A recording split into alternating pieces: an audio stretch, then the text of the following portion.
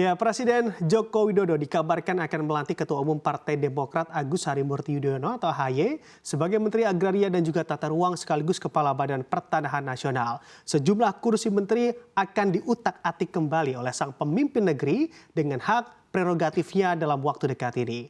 Apalagi dengan koalisi gemuk, tim pemenangan Prabowo Gibran akankah bagi-bagi kue jabatan berjalan dengan mulus dan terbagi rata? Kita akan bahas lengkapnya dalam isu reshuffle makin kuat, koalisi Jokowi makin gemuk.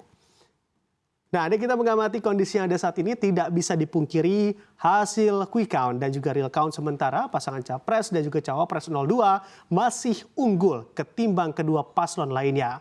Dan masyarakat Indonesia pun mulai memahami juga bentuk dukungan dari Presiden Jokowi terhadap paslon nomor urut 02 agaknya lebih spesial. Karena tidak memungkiri, karena sang anak pun ikut serta dalam kontestasi.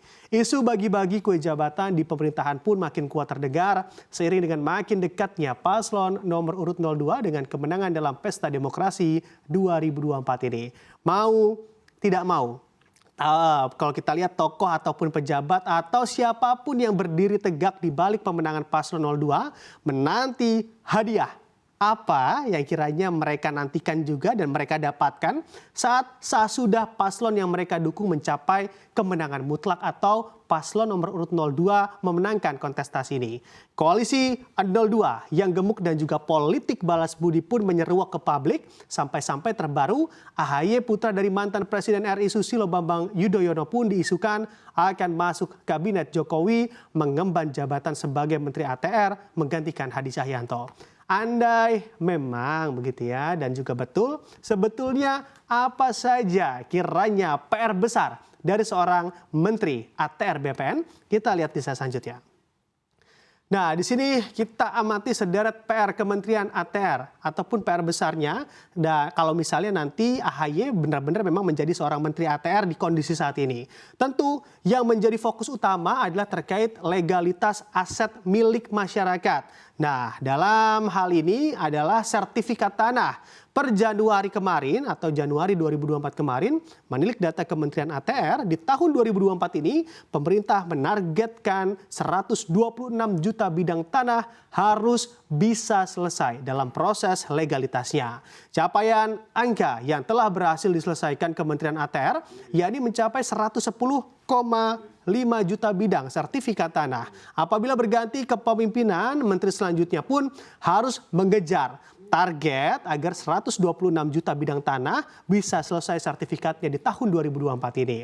Hal ini juga menjadi tidak mudah karena di lapangan pun masalah mafia tanah ini juga mulai terendus dan memberikan ganjalan tersendiri bagi pencapaian dari target-target Kementerian ATR saat ini ataupun ke depannya. Persoalan lain yang juga sudah di depan mata bagi Menteri ATR selanjutnya adalah masalah sengketa tanah.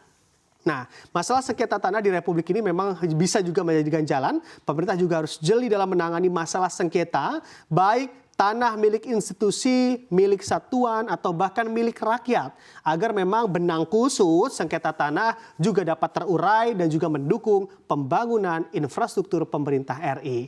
Dan yang terakhir adalah penanganan tanah dan juga tata ruang terkhususnya di Ibu Kota Nusantara atau IKN. Dengan menangnya paslon nomor urut 02 sudah jelas IKN turut menjadi fokus utama pemerintah untuk melanjutkan pembangunan IKN. Peran Menteri ATR menjadi urgent dalam turut serta mewujudkan Ibu Kota Nusantara dengan tempo waktu yang telah ditentukan atau time frame-nya sudah jelas. Maka dari itu Menteri ATR juga ataupun Menteri ATR yang baru juga pastinya harus bisa langsung gas, oke gas, kerja dalam penyelesaian sejumlah PR seorang Menteri ATR BPN. Dengan isu reshuffle di Kementerian ATR, sebetulnya bagaimana respon sejumlah pihak atas hal ini? Kita lihat di slide selanjutnya. Nah, kalau kita amati secara seksama di era Presiden Jokowi, reshuffle bukanlah hal yang tabu untuk dilakukan.